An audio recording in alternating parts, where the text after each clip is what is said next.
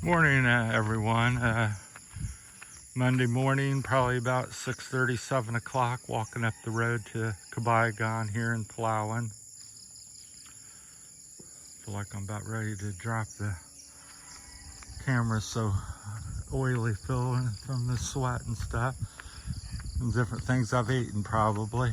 But anyhow, thought I'd talk a little bit because I'm a little bit bigger guy, and things, prices and things that I would maybe do different. They've cleared this house lot that was all overgrown, so maybe somebody's going to utilize that home.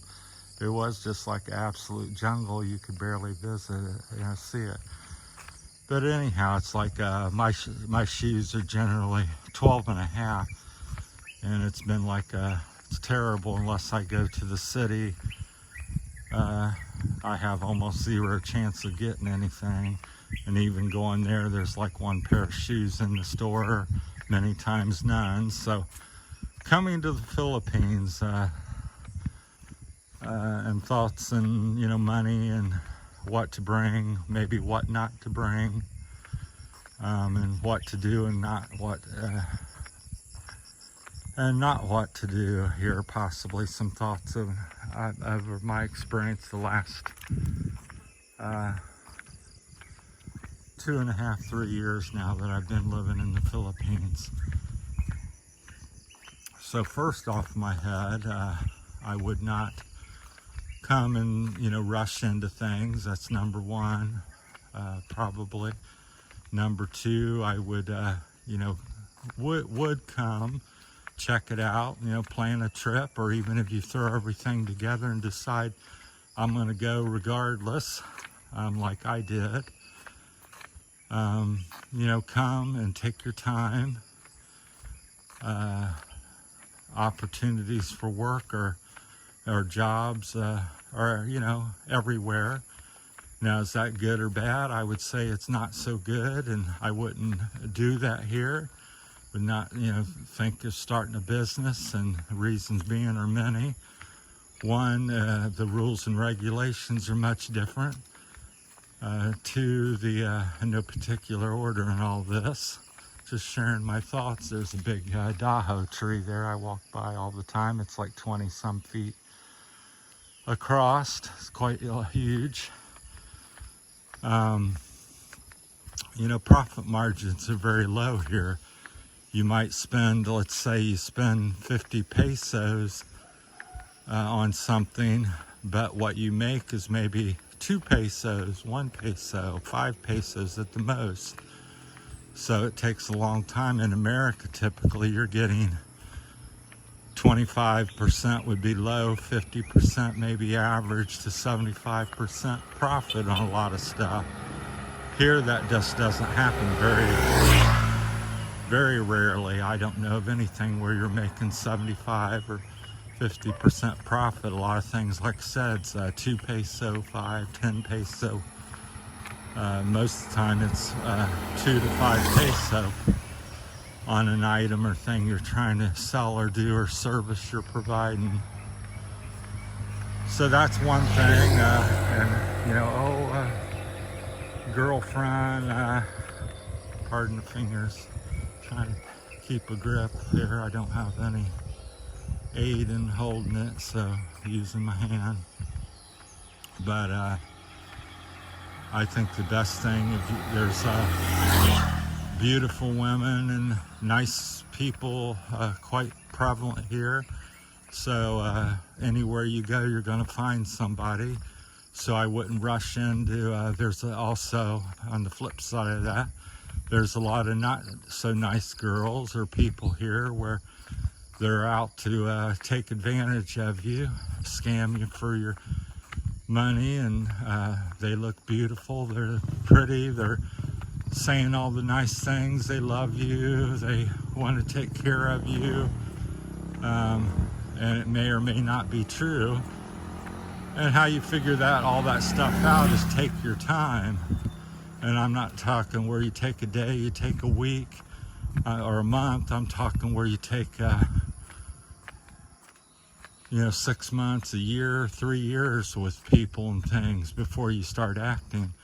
I would, like I said, my thoughts anymore have changed, as I originally thought of business and, do all these different things that I'm speaking about. But now I would not do a business at my age, 63. I would not meet somebody online. I would come, meet people in person. I would, take my time more on things. I would recommend, renting, again, because of the laws and all the different things that go on here in the Philippines. Take your time, get to know the lay of the land and the people and the culture and the rules, and then go from there. And if you're a bigger person like me on the clothing end of it, you have size 12, bigger than 10 or 11 shoe, bring several pair and be prepared to, get things like that. If you're a 300-pound American, you're going to have a hard time finding shorts and shirts here. So, which just makes kind of common sense when you think about it. People here are, 5 foot, 5'6", 5'7", typically. Most people's, 100. I don't know what the kilo is, but very slim. 120, not 125, but 40 and 60 kilos or something like that. 90 to maybe 150 pounds or something. It's kind of a typical Filipino. So if you're outside that range, they just don't have the product or support for you here. So I'd recommend bringing several pairs of shoes, 3 or 4 or 5 pairs of shoes, for that reason. Now, other things, I would not, waste my time bringing a bunch of stuff. Tools, furniture. You can buy a lot of stuff here. And to me, it just inhibits you when you want to, I don't like where I'm at and you got to move and you've brought things, or you've bought refrigerator. Pardon, my fingers are slipping. This is real video, people, so I joke about it. To me, that's where I take my time, rent something, borrow something, get something furnished, and learn the lay of land and stuff like that. Right now, I had a grand idea. I was gonna start a business, make some money, live like an American here, like you do in America. Get a house, a nice house, get all the different things, car, motorbike, and different things. But now that after 2.5 years, I find, my mindset's completely thing. I live out of a backpack. I rent. I don't have any business of any kind. I live out of it, like I said, a backpack. Got maybe 6 shirts, 3 or 4, maybe 6 pairs of shorts. Bank account and this different things like that, financed, and that's it. The other thing with financing, make sure you have sufficient savings. Don't come over here and live. You can live off your Social Security. Many people do that, but it's also good to have a stash of money as well. The more the merrier. So I know I talk about money a lot, and it's not the end all be all, but it's also nice to have a little bit. So being an expat, new to the country, and different things, everything's going to cost you more. Immigration, different ways to immigrate, and the cost of that.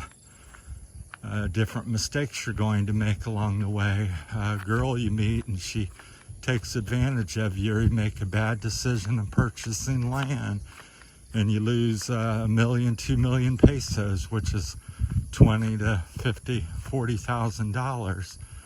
So, and everywhere you go, generally speaking, because people's attitude and mindset is that you're a rich foreigner, they're going to charge you, you know, extra, so you're going to pay extra. So your cost of living here, until you learn the lay of the land and the ropes and everything, is going to cost you, you know, 25%, I would say minimally, to 50% more until you get settled in. It's like when I moved to Sabang here, and I've moved like 4 times since I've been here. Each time I've moved, you have to learn to where to get to water, because water could be 50 peso for you, and 25 peso could be the cost, actual cost. You know, this buying these bananas might be 50 peso, but they're really 25, so you pay double again. A ride to town might be 300 pesos for you, but for the local it's 100 or 50. So until you figure these types of things out, you're going to be paying extra. There's a beautiful picture, so that's why I walk up here. I often get talking and just point at the woods or right down at the road, but it's quite beautiful. Big mountains on the left and right, so that's stuff to think about. So take your time. Lots of friendly people here, lots of beautiful women. No need to rush. If something doesn't add up, then it doesn't add up. Move on, cut your losses and move on. You know, if you're a bigger person, bring extra money, bring extra shoes. Things are going to cost you extra here. But at the same time, it is cheaper. That doesn't mean you should pay more necessarily, but so just think, you know, common sense and take your time is the biggest thing. So you don't get yourself in a bad position where you didn't come with enough money, or you start handing it out like candy because you're, you know, rich here. You're considered rich. So anybody can sink if you make enough mistakes. So heading up here up the hills, a little out of breath. But yeah, it's quite beautiful here in Palawan. Like I said, and people say, well, should I move to Cebu, or should I move here, or move to Makati, or move to Palawan? I'd say, you know, go. If you want to try the big city, go to Manila, rent something for 3 months.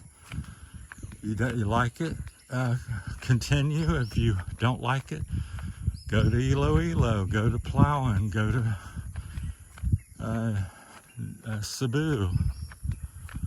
Morning.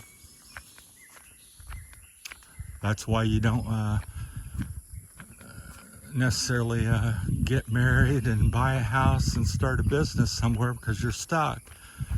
If you find out it's not what you want, you know, the rules and regulations change here, and people change, and it's very changeable. It's kind of like the weather anywhere you go in the world, especially back in Ohio. If you don't like it, wait a day and it changes. And the Philippines can be much like that, so you need to be adaptable and changeable, like the weather. So don't get anchored in, because then you can't move when the typhoon of life comes, so to speak. And they literally have quite a few typhoons here in the Philippines. So kind of like that. So that's my 2 cents. If you got any questions, comments, feel free to leave them in, and I'll, as usual, make a comment back to you. That's my time on it. So whether you should come to the Philippines, what you should do, what you should bring or not do, that's some of my advice or tips. Did I cover everything? Certainly not, but generally, you know, speaking, take your time, don't rush into stuff. Don't just listen to people say ooh, ah, ah.